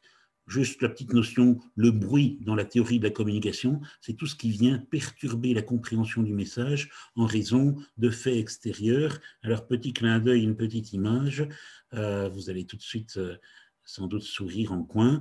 On ne sait pas si cette juxtaposition de deux affiches est plus défavorable à la communication de marketing de McDonald's ou à la communication de Luxair, mais avouez que c'est cocasse. Vous allez adorer prendre 20 kilos face au Cora à 300 mètres à droite. C'est une illustration, mais le bruit peut apparaître dans toutes sortes de circonstances de communication lorsque des éléments viennent parasiter, perturber la capacité de compréhension et de décodage du message. Feedback du client, donc c'est finalement son expérience d'utilisateur. C'est l'ensemble des commentaires, des notes, des avis qu'il peut produire sur ce que vous proposez. Ce feedback, il peut être parfois informel et spontané, tout ce qu'on raconte en commentaire, presque en bouche à oreille, sur les forums, sur les réseaux sociaux, etc. Et il peut être aussi plus organisé, demandé, structurel, formel. Et là, c'est votre démarche d'aller chercher des commentaires, des avis clients, des sondages, des enquêtes, etc. Dans les deux cas, il est très utile parce qu'il va vous permettre de rester en contact avec vos clients. Il permet à vos clients de voir leur avis écouté et valorisé. Et ça, on sait que c'est central. Quand on n'a pas ce sentiment-là, on est toujours frustré. Il permet d'ajuster la qualité du produit et du service. Hein, ça permet de faire évoluer vos propositions. Et il permet même d'innover, parce que vous allez capter, vous allez anticiper les évolutions de besoins ou les nouveaux besoins de chaque segment de vos clients. Oui, alors je mets juste cet avertissement, mais qui va de soi. Jamais laisser un feedback informel sans réponse ou réaction, parce que c'est vraiment l'impression d'avoir jeté une bouteille à la mer. La personne qui a livré ce feedback a l'impression d'avoir fait un effort vis-à-vis de votre marque, et il va le vivre comme quelque chose d'offensant si ça ne reçoit pas ne fût-ce qu'une réponse du type « on a bien pris note de votre marque et on vous en remercie ». Comment on le recueille? Bon, il y a des méthodes, des questionnaires, des études quantitatives, qualitatives, en live ou en ligne. Il y a de la surveillance de ce qu'on raconte sur votre marque. Ce qui est important, c'est que le feedback, vous essayez aussi de le recueillir et de l'analyser pour chaque segment de vos clients, parce qu'il est sans doute très différent d'un segment à l'autre. Un exemple, de nouveau, notre exemple Brussels Beer Project. Au tout début, ils commencent avec 4 bières de leur création, de leur fabrication. Eh bien, le choix d'aller sur le marché et de commercialiser leur première bière, ils sont allés le forger à travers le feedback du public, à coup de vote, à coup d'essai, de dégustation, de choix du nom, de choix de l'étiquette, etc. Et c'est ainsi qu'est née la Delta, qui est devenue une de leurs bières emblématiques et qu'on retrouve un peu partout maintenant. Et il continue à procéder ainsi, continue régulièrement à travers des pop-up ou des dégustations, quand on peut, à donner le dernier mot à leurs clients. Et donc, on est vraiment dans de la co-création à l'écoute de leurs clients. Et ça fait partie de leur storytelling, comme vous l'avez remarqué. Voilà, de nouveau, à vous de jouer, exercice que vous ferez tranquillement chez vous autour d'un bloc de feuilles ou avec le coach. C'est comment demandez-vous du feedback à vos clients, comment sans le demander vous en recevez, et qu'est-ce que vous en faites? Est-ce que vous l'utilisez, est-ce que vous l'exploitez? Est-ce qu'il n'y a pas actuellement une certaine dimension de ce feedback qui est gaspillée et qui, le cas échéant, génère des effets contre-productifs? Ok, on aborde maintenant le positionnement et la distribution. Alors, vous allez me dire, dans une formation sur la communication, qu'est-ce que la distribution vient faire? Eh bien, tout simplement, de nouveau, je me raccroche à notre business model Canvas. La distribution, c'est tous les canaux à travers lesquels votre proposition de valeur va transiter pour être apportée à vos segments de clients. C'est à la fois le P de place dans le mix marketing, où est-ce que vos clients peuvent vous rencontrer, ou bien comment vous allez, vous, à la rencontre de vos clients, mais c'est aussi le channels du business model Canvas. Et pourquoi en parler encore plus aujourd'hui qu'il y a 10 ans dans une formation sur la communication, c'est parce qu'à travers la digitalisation de plus en plus forte de tous nos métiers, que ce soit en e-commerce, en e-service, en web-to-store, mais la frontière entre communication et distribution devient de plus en plus poreuse, de moins en moins nette. Et en fait, vous allez voir qu'à chaque étape de votre distribution, vous faites en fait un peu de logistique, mais beaucoup de communication. Et votre politique de distribution, elle va grandement influencer aussi la stratégie de communication. Donc, c'est légitime d'en parler ici très rapidement. Il y a différents modèles, on le sait bien, du plus basique au plus complexe. Le canal de vente direct, c'est du producteur qui vend directement au consommateur. C'est le modèle Tupperware qui vend directement à travers des réseaux, mais c'est aussi le modèle de l'artisan, j'ai envie de vous dire. Beaucoup d'artisans, je sais, dans le groupe, eh bien, ils fabriquent, ils inventent, ils créent et ils s'adressent directement aux consommateurs. Il y a un canal de distribution à un niveau en circuit court. Le producteur vend au détaillant qui vend au consommateur. Des circuits à 2 niveaux. Le producteur vend à un grossiste qui vend à des détaillants qui vendent à des consommateurs. Et parfois, c'est encore plus complexe avec plus de 2 niveaux, parfois beaucoup plus. Un producteur, un ou des agents, un ou des grossistes, un réseau de détaillants, de distributeurs pour atteindre le consommateur. Ça, c'est les modèles théoriques. Et en fait, bien souvent, c'est entremêlé, c'est croisé et c'est parfois multi-channel ou omni-channel. Ce qui est important pour moi, c'est de dire de nouveau, c'est le consommateur qui doit dicter vos choix de canaux de distribution. Le consommateur et le positionnement que vous avez pris vis-à-vis d'eux. Je prends 2 exemples. En business to business, si vous avez des clients qui travaillent avec des grossistes et que vous avez une force de vente limitée, ben, le recours à des grossistes est une opportunité pour vous pour atteindre et toucher facilement ces clients. Donc, si je prends mon exemple de Brussels Beer Project, s'ils veulent vendre au restaurant, ça va peut-être leur consommer énormément de temps et d'énergie de faire du démarchage direct vis-à-vis des 20 000 restaurants de Belgique. Par contre, s'ils sont bien placés, référencés dans les catalogues des brasseurs qui livrent au restaurant, eh bien, ils ont à la fois une facilité logistique, mais aussi une facilité de communication et de force de vente. À l'inverse, si vos clients sont forts demandeurs de conseils personnalisés, d'un accompagnement fort, si vous êtes un expert, un spécialiste, mais il est évident que vous allez délivrer en direct vers ces clients-là. En business to consumer, et là c'est parfois une observation sur un marché, si on voit que sur le marché de la cravate, pour autant qu'on vende encore des cravates, les ventes en ligne, c'est devenu le principal vecteur. Eh bien, si vous avez un commerce de cravates, vous serez peut-être convaincu de la nécessité ou de l'opportunité de vendre en ligne, soit directement par votre site, soit via des placements sur des marketplaces. Donc, c'est un peu votre positionnement et les attentes de votre client qui doivent dicter vos canaux de distribution et pas l'inverse. Alors, une réflexion de stratégie de distribution, ça peut être très complexe et beaucoup plus large. Ici, je prends juste pour l'exemple la stratégie de distribution, les solutions de distribution du groupe Accor. Et vous voyez que pour vendre leurs valeurs, c'est-à-dire du confort dans des hôtels, une expérience client favorable, mais ils les vendent à travers des tas de canaux qui sont leur propre centrale de réservation, et puis aussi des tas de partenaires directs ou indirects, des moteurs de recherche, des moteurs de méta-recherche, des sous-enseignes, différentes approches par différents pays, le call center, et des tas de plateformes et de partenaires qui font la distribution de leurs produits et valeurs. Alors, on n'est pas obligé de tous avoir un modèle aussi complexe qu'Accor, mais parfois c'est un peu plus compliqué que les 4 lignes droites que je vous ai montrées tout au-dessus. Voilà, de nombreux modèles. Si on revient sur Terre et en disant nous sommes des startups, nous sommes des PME, il y a différents modèles possibles. Plus classiquement, on parle d'un modèle de distribution intensive si vous voulez être présent sur un maximum de points de vente.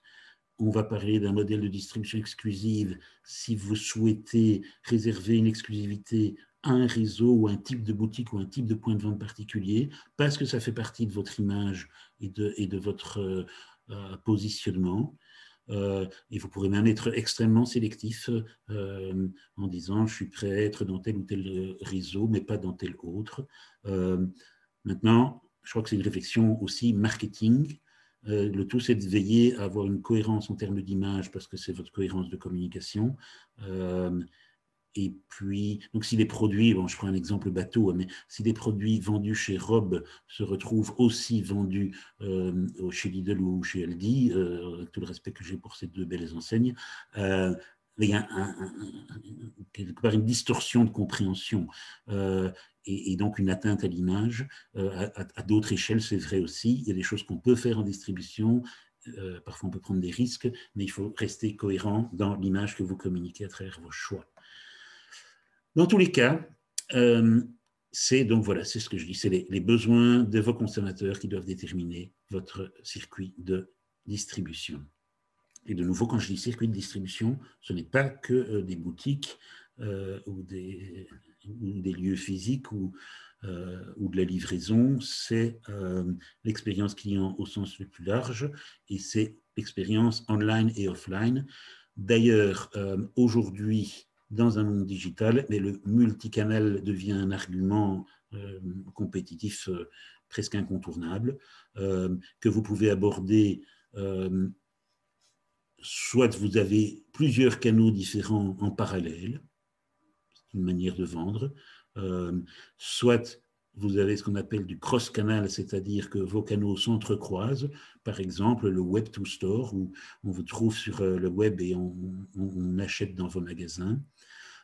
Ou enfin, de plus en plus, pour les groupes tout à fait matures, l'omnicanal, qui veut dire que vous soyez en magasin ou que vous soyez en ligne, vous êtes pris en charge de la même manière, avec les mêmes protocoles, avec les mêmes qualités. Je pense que de nouveau, j'en sais rien, je ne suis pas là pour faire de la publicité, mais je crois qu'il y a des marques dans l'électroménager notamment qui sont arrivées à dire qu'un client qui est sur le site ou un client qui est en magasin, mais grosso modo, il va être accompagné de la même manière par du conseil, du service, de l'orientation. Et donc, ça, c'est ce qu'on appelle l'omnicanal. Je prends une illustration sur le plan des choix de canaux de distribution, juste pour dire que ça peut évoluer aussi en fonction du positionnement et de la maturité de l'entreprise. Cowboy, au départ, seulement des ventes en ligne, sans magasin. En avril 2019, ils ouvrent leur premier flagship store. Et récemment, ils ont développé une politique de vente chez Decathlon et à la Fnac. Ce qui en dit aussi beaucoup sur leur positionnement, parce que pour vendre un vélo à la Fnac, il faut vraiment se dire qu'on ne vend pas qu'un vélo, on vend un objet connecté et on vend des solutions intelligentes de mobilité. Voilà, donc le positionnement va définir votre stratégie de distribution et aussi, bien sûr, votre présence sur le marché, vos ambitions sur le marché, vos capacités. Petit détour par la distribution qui est fait. On peut en revenir au sujet de force, à l'axe de force de notre présentation, le diagnostic marketing et communication. Quand vous avez réuni toutes les briques qu'on vient de poser dans les 6 chapitres précédents, vous avez une proposition de valeur, une identité, une marque, une identité visuelle, vous connaissez vos clients, vous avez segmenté, vous avez réfléchi à votre distribution, eh bien, il est temps de se poser les questions de la performance de votre marketing et communication actuelle. Donc, à moins, et c'est peut-être le cas de certains d'entre vous, on n'a pas eu assez de temps pour se présenter en termes de où on en est dans son parcours, mais à moins que certains soient encore en phase de pré-starter, en phase de préparation. Mais si ce n'est pas le cas, vous êtes déjà tous dans des activités de marketing et de communication. Et donc, ce qu'il faut faire de temps en temps, c'est les évaluer. Et c'est ce qu'on appelle, c'est vraiment une activité de diagnostic. Le raisonnement à la base, et il est élémentaire. Le challenge numéro 1 de toute entreprise, c'est capter sur un marché la part qu'elle souhaite y occuper. Et pour cela, il y a une partie du marketing qui est le marketing stratégique, qui consiste à poser des choix, à choisir et puis les assumer. C'est je choisis les segments de marché, je choisis les cibles de consommateurs ou les cœurs de cible et je choisis le positionnement. Et une fois que j'ai fait ça, je vois comment au niveau marketing opérationnel, je peux agir sur mes 4 P, par exemple, produit, prix, place et promotion, donc communication. Et c'est cet étage-là, la communication, qu'on travaille ici. Et donc, si je peux agir sur la communication, qu'est-ce que je peux faire? Un diagnostic, et étudier les enjeux, les écueils, les difficultés rencontrées. Et fonction de ça, fondamentalement, quand j'ai fait ce bilan, j'ai 2 choix. Soit j'ajuste ma stratégie, soit j'améliore mes performances et mes opérations. Et donc, si j'ai fait ce diagnostic stratégique, qu'il faut faire avant de construire son plan de communication, c'est pour ça que je mets ce chapitre-là avant le plan de communication, mais ça vous permet de valider des choix stratégiques. Vous allez pouvoir contrôler la pertinence de la stratégie que vous suivez. Comment on le fait? À travers plusieurs outils, notamment la fameuse analyse SWOT, force, faiblesse, opportunité, menace, qui permet tant de l'intérieur que par rapport à l'extérieur de l'entreprise, de mesurer de nouvelles opportunités, de confirmer des points de force, mais aussi d'identifier des faiblesses de l'entreprise face à la compétition ou face à des évolutions et des menaces dans son environnement. C'est une analyse de l'écosystème, une analyse de la concurrence, elle est parfois très, très, très importante aussi, ou très instructive. Et donc, ça permet de conforter, de reconstruire, de recimenter votre vision, mission, value, savoir qui vous voulez être et où vous voulez aller. Ça, c'est l'aspect diagnostic stratégique. Le diagnostic des opérations, c'est quelque chose finalement de plus mesuré, de plus concret, de plus terre à terre. C'est simplement comparer des résultats chiffrés, idéalement obtenus, par rapport à des objectifs chiffrés, idéalement, qui étaient fixés au départ. Et donc, on a des indicateurs et on a des gaps et on a des niveaux des KPI, des niveaux de performance qui sont parfois quantitatifs, évolution de chiffre d'affaires, de part de marché, en volume, en pourcentage, etc., ou qui sont quantitatifs, la notoriété, l'image qu'on se forge de vous. Et ça permet de faire votre diagnostic, je dirais, opérationnel. Et avec ça, ceci est un slide un petit peu plus chargé, mais vous allez comprendre qu'il est simplement logique. Vous faites ce diagnostic, donc pour construire une stratégie de communication, vous faites ce diagnostic de vos enjeux business, avec les enjeux, les priorités, les problèmes à résoudre. Vous faites le passage par le questionnement stratégique. Est-ce que je suis toujours dans le bon ou est-ce que je dois pivoter partiellement ou complètement? Mais donc, est-ce que je confirme mon positionnement stratégique et mon positionnement marketing, ou est-ce que je les fais évoluer? Une fois que j'ai une réponse à cette question-là, je peux définir le rôle que je donne à la communication dans mon marketing mix. Et je peux commencer à dire qu'à mon activité de communiquer, j'assigne tel et tel et tel objectif. Avoir plus de clients, avoir autant de clients qui achètent plus, avoir des nouveaux clients qui restent fidèles plus longtemps, ou que sais-je, vous allez définir tous ces objectifs, avoir des clients qui deviennent des ambassadeurs. Il y a plein de types d'objectifs de communication que vous pourrez vous donner. Bien définir quelles sont les cibles de votre communication et quels sont les axes de communication que vous allez retenir.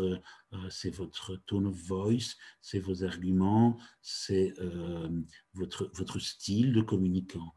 Et puis, il y a quand même une phase qui est nécessaire, c'est un peu l'arbitrage budgétaire. C'est faire l'exercice de déterminer, par exemple, le budget annuel que vous pouvez consacrer à l'activité de communication, et puis en faire une espèce d'allocation optimale selon les outils retenus. Et c'est là que ça permet de dire, on a tel objectif, on a tel moyen, et en mettant les deux ensemble, on est capable de construire un plan de communication, médias et hors médias. On reparlera de médias et hors médias dans un instant. Mais vous voyez, cette logique-là, décrite comme ça, elle a l'air simplement de découler du bon sens.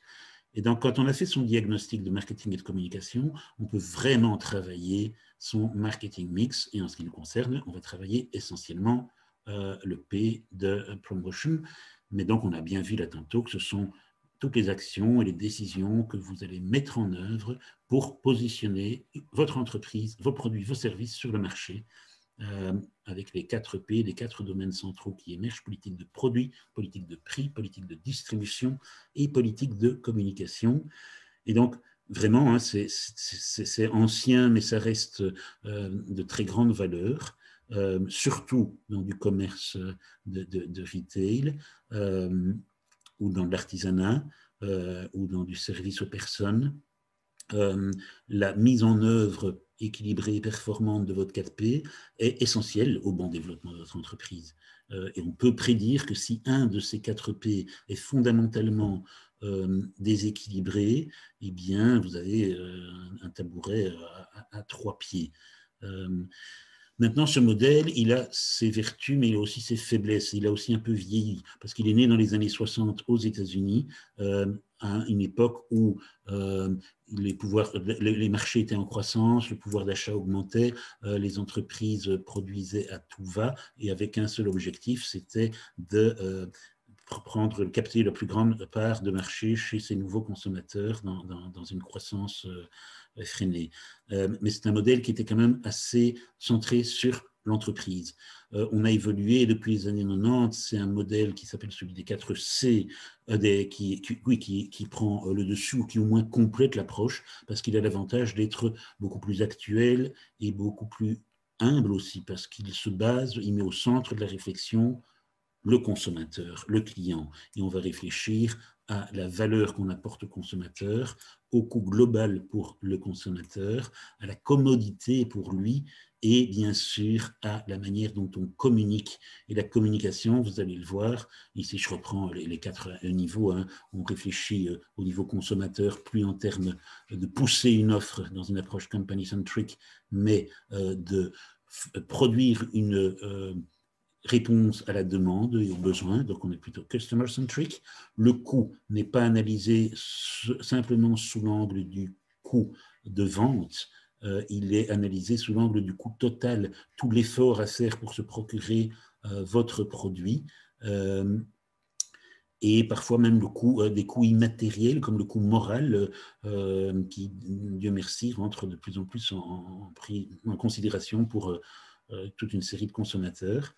La commodité centrale, hein, parce qu'on a parlé de l'expérience client, donc tout ce qui est facilité d'accès à votre produit, pour se le procurer, pour l'utiliser, pour ouvrir la boîte, pour avoir le mode d'emploi, pour l'installer, eh bien aujourd'hui, c'est devenu quelque chose que les clients attendent très fortement par rapport à tout type de produits et services. Et alors la communication, c'est pour ça que je le surligne, on n'est plus dans une publicité, dans de la réclame, comme on le disait au siècle dernier, où l'entreprise parle d'elle dans des messages qui partent d'elle vers des consommateurs à l'écoute et naïfs.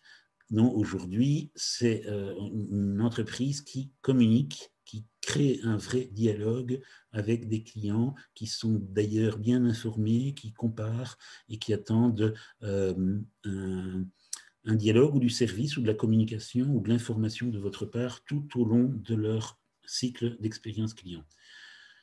Conclusion pour ce qui concerne le marketing mix, vous voyez que c'est un peu une question de concept et de théorie et de mots qu'on place sur un modèle ou sur un autre, mais que ce soit dans le modèle des 4P ou dans le modèle des 4C, que vous vendiez en magasin, sur le web, des services ou des biens, ou les deux ou les 4, une constante, bien c'est que dans tous les modèles, le P de promotion et le C de communication est central, est indispensable.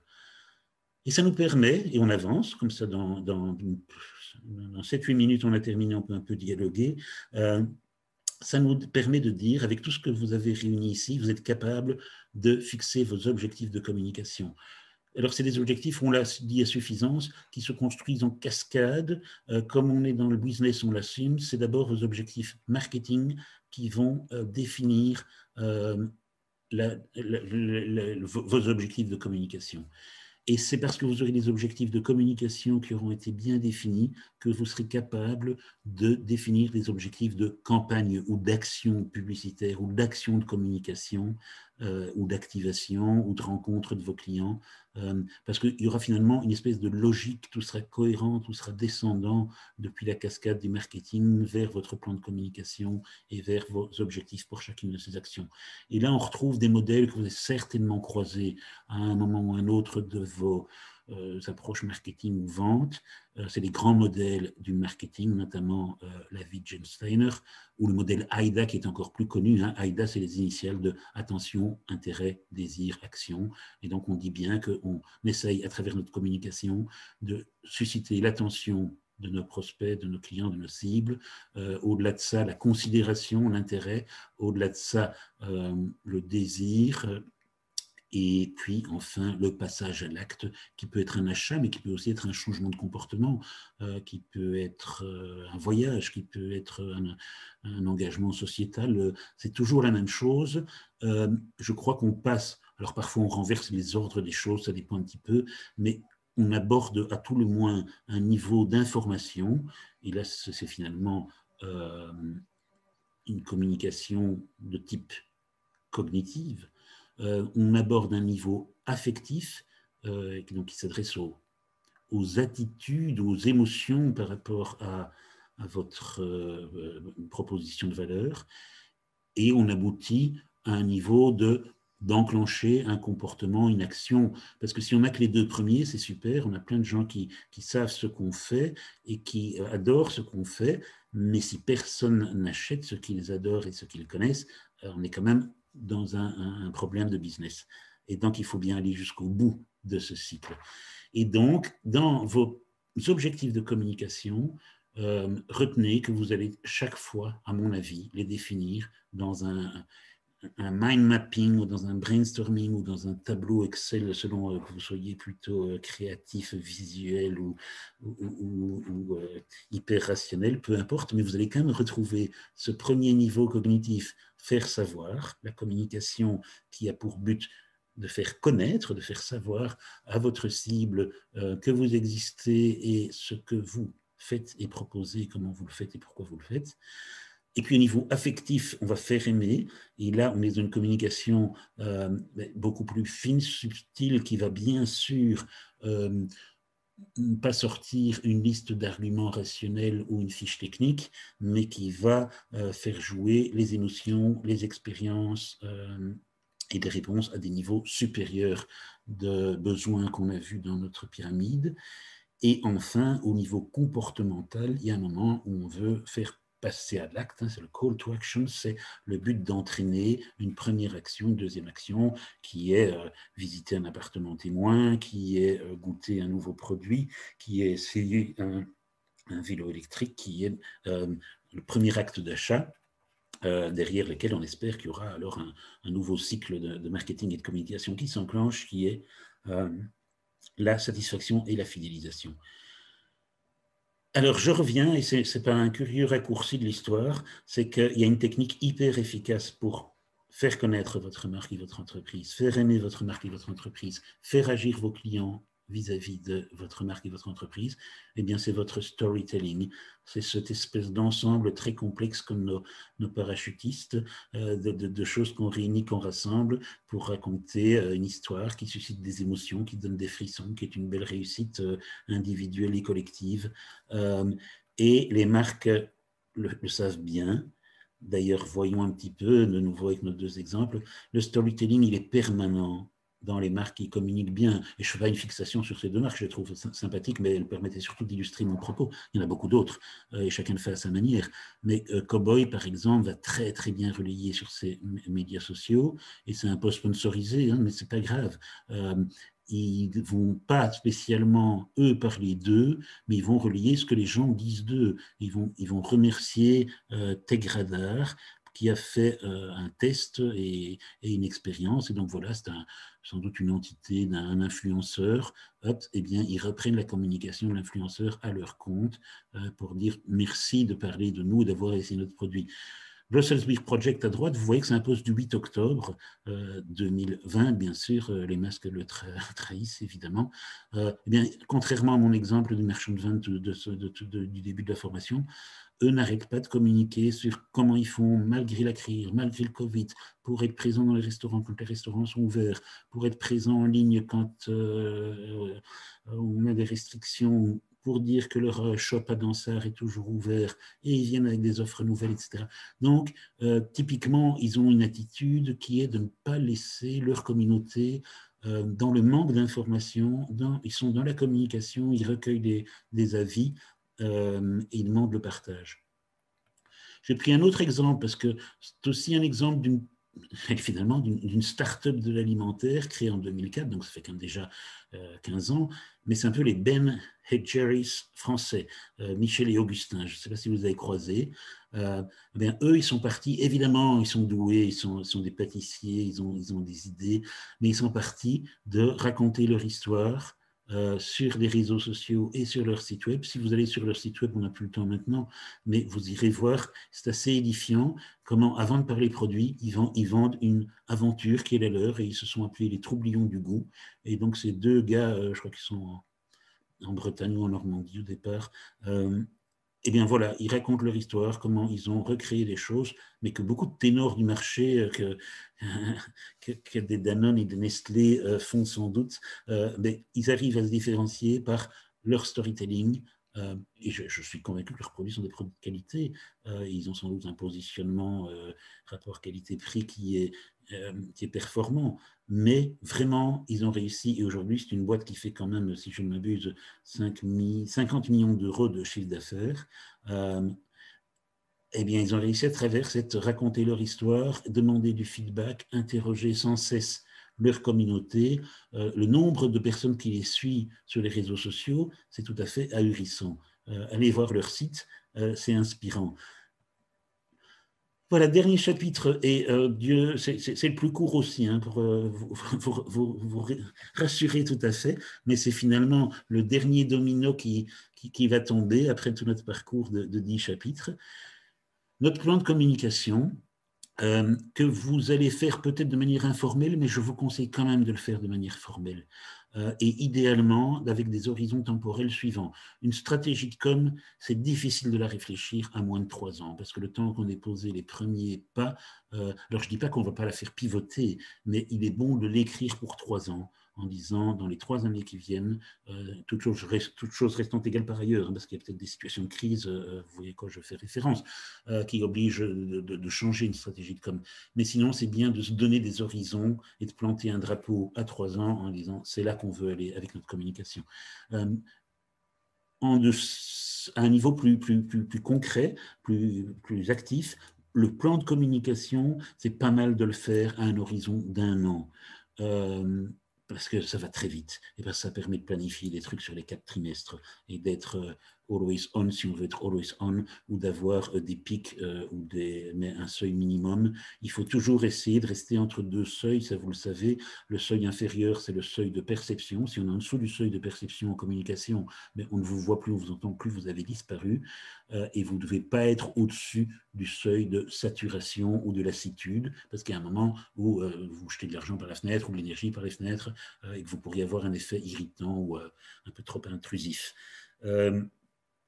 Les campagnes de communication, de 1 à 3 mois, ça me paraît raisonnable de les planifier sur cette période-là. Et alors, de temps en temps, on a un coup de génie, on a un coup d'éclat, on a un buzz, on poste un truc qui est génial. Ça, on peut le faire presque instantanément à l'instinct. Faites un double check quand même, parce que parfois on fait des dégâts ou des dommages. Donc, ça peut se faire en un jour, mais ce n'est pas garanti. Mais je ne dis pas qu'il ne faut pas laisser une part à la spontanéité et à la créativité, à la réactivité dans votre communication. Et voilà, c'est quasi mes dernières dias, construire votre plan de communication. On l'a vu ensemble, c'est analyser votre marché et vos concurrents à travers votre SWOT, à travers votre analyse concurrentielle, à travers votre analyse PESTEL. PESTEL, j'en parle pas longtemps, mais c'est un modèle qui réfléchit à votre écosystème, à votre environnement. C'est le P de politique, le E d'économique, le S de social, le T de technique, le E d'environnemental et le L de légal. Et ça vous permet vraiment, en fait, c'est vraiment génial à faire à 2-3 en se disant, tiens, qu'est-ce qui va bouger autour de nous, qu'est-ce qui va changer dans les réglementations, dans l'environnement, dans l'écosystème et qui va qui devrait inspirer nos évolutions de business et stratégie. Avec ça, vous allez établir votre plateforme de marque, hein, ou conforter, confirmer votre vision, votre mission, aussi votre promesse, vos valeurs, vos codes qui sont très très importants. Hein, comment voilà, Red Bull a un code de communication qui tutoie tout le monde, qui est un peu sarcastique, qui est un peu parodique. Mais ce n'est pas le même choix de communication que Veuve Clicquot, hein, on est d'accord. Définir votre cible et vos personas, décider du message principal et puis des sous-messages, mais en principe, il doit y avoir un grand message par campagne, lister toutes les actions de communication à réaliser et organiser votre plan de communication, planifier les actions dans le temps. Alors, en théorie, hein, schématiquement, ça se fait comme ceci. On a dit la stratégie marketing, le mix de communication, les objectifs de communication, de promotion publicitaire, les cibles, un chemin gauche pour dire je crée des messages, c'est toute ma stratégie copie, et je les fais des pré-tests, je vois si ceux qui marchent bien. Un chemin à droite, je vois le budget qui est disponible et je fais une stratégie média, des choix de médias, et puis je réalise la campagne, et puis je n'arrête pas de mesurer, de monitorer et de contrôler son ROI, son Return on Investment. Ça, c'est la théorie. La pratique, il faut bien le reconnaître, pour les startups, c'est parfois plutôt ceci, de la débrouille, donner de sa personne, mais parfois ça marche bien aussi, disons que c'est moins construit. La différence entre les deux, pour une PME, c'est souvent le temps et l'argent, et pourtant, il ne faut pas rester bloqué sur cette idée de dire j'ai pas le temps de construire ma stratégie de communication ou j'ai pas suffisamment de budget pour construire ma stratégie de communication, parce que finalement les écosystèmes de communication d'aujourd'hui offrent des possibilités qui sont quand même étonnamment accessibles et parfois très agiles pour ceux qui ont une bonne vision, une bonne stratégie de communication. C'est toujours la même chose, hein, quand on a peu de moyens, on est obligé de faire des choix, donc il faut beaucoup de réflexion, d'imagination, d'audace. Mais il y a moyen de faire des choses qui sont pas que se trimballer en homme sandwich, qui sont utiliser les canaux, les médias. Et là, on en reparlera dans la formation 2, parce qu'il y a toute une partie qui sera plutôt digitale. Mais quand on parle des médias, au sens de par quel intermédiaire, par quel tuyau, par quel canal je passe pour véhiculer mon message, on a ces trois familles. La première, c'est les médias payants. Donc, c'est de la visibilité achetée par votre entreprise. C'est la pub, presse, TV, radio, c'est tout ce qui va être en display, pub digital sur les sites web.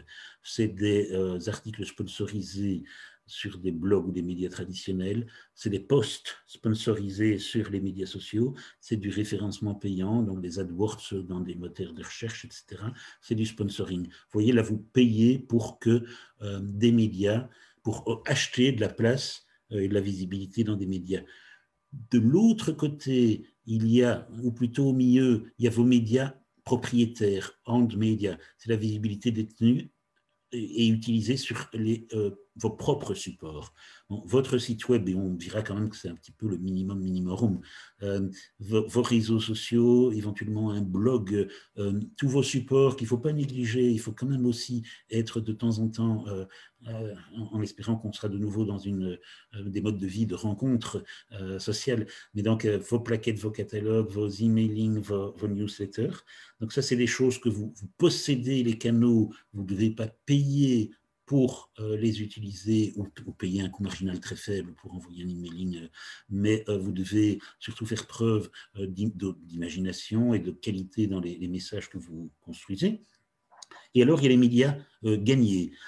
Et ça, c'est tout à fait passionnant parce que c'est de la visibilité gratuite que vous allez acquérir à travers mais finalement votre agilité. Il y a d'abord toutes les relations presse. Bon, ça fait l'objet d'une autre formation que je donne dans 2 ou 3 semaines. Je vous enverrai les dates si ça vous intéresse, donc on ne va pas en parler beaucoup. Mais les relations presse, elles sont aussi accessibles aux petites et moyennes entreprises. J'en ai l'intime conviction. Pas toujours de la même manière qu'un grand groupe qui va arriver à faire parler de lui sur tous les mass médias, mais il y a des choses fines, intelligentes, à droite à faire en relation presse. Il y a les relations avec les influenceurs, on a identifié que c'est des prescripteurs. Il y a vous-même votre positionnement en tant qu'expert, est-ce que vous allez vous-même publier. Il y a les mentions sur vous, par vous, ou mieux par les autres sur les réseaux sociaux. Toutes les recommandations et avis, et de nouveau, ça se construit. et votre présence quand vous prenez la parole, quand vous êtes expert, quand vous êtes le spécialiste de votre domaine. Voilà, je vais conclure tout de suite. Quel que soit le média, qu'il soit payant, qu'il soit propriétaire, qu'il soit gagné, il vous faut un storytelling continu et cohérent. Et donc, c'est pour ça qu'on a vraiment mis l'accent dans cette formation sur le fait il est indispensable que vous construisiez avec beaucoup de soin, d'attention, d'imagination, un storytelling qui va capter l'attention, faire passer vos messages, susciter de l'émotion. Et puis, il faudra que dans les relations que vous avez avec vos clients, l'histoire que vous racontez fasse naître chez lui des émotions ou réponde à des émotions négatives, la colère, la peur, des émotions positives, la joie, l'enthousiasme. Et puis, il va rattacher à un moment donné, émotionnellement, votre marque à ce qu'elle contient, ce qu'elle véhicule, ce qu'elle transporte en termes de petit supplément d'âme. On n'a plus le temps, mais vous irez vous-même sur les deux sites de Beer Project et de Cowboy. Tout ça pour dire que le site web, il est central au niveau de... C'est le centre, le cœur d'un dispositif de communication physique et digitale, et de vente d'ailleurs. Autour de lui, vous allez construire tout un univers de communication et de marketing outbound et inbound. Alors, ce tronc de votre site web, de nouveau, je crois que j'aime les arbres aujourd'hui, mais je le présente comme le tronc de votre stratégie de communication. Il a bien sûr ses racines qui sont vos stratégies, votre branding, vos contenus, les recherches que vous faites, mais le site web va quand même transporter tout ça vers vos branches, et c'est ces branches et ce feuillage qui vont aller chercher la lumière et la photosynthèse à travers le marketing sur les moteur de recherche, du marketing d'emailing, du marketing de social, du marketing de relations publiques, du marketing online. Ça, c'est des belles représentations qui restent là encore assez poétiques et terriennes. Quand on regarde ce qu'est la communication digitale aujourd'hui, ça devient quand même un schéma qui est beaucoup plus digital, automatisé, reposant sur les data. Mais on l'a vu pour Deleuze, leur data leur sert à définir une stratégie marketing et de communication. Vous n'êtes pas Deleuze, mais vos outils et les trucs que vous utilisez vous permettent de recueillir des data qui vous permettent aussi de fabriquer une stratégie de communication adaptée à vos segments de clients. Et n'oubliez pas qu'autour de vos segments de clients, il y a tous les segments qu'on appelle alike, complémentaires, pareil, qui définiront les prospects auxquels vous pourrez vous adresser parce qu'ils ressemblent étrangement à vos segments de clients.